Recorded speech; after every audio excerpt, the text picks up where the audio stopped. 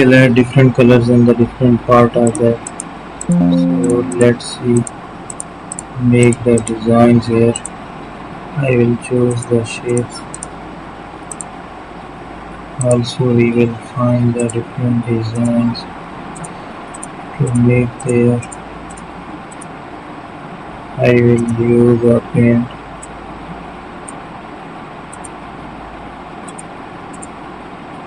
There is a paint, we have it.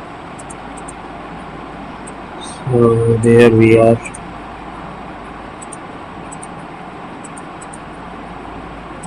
Adding another paint to make it more attractive.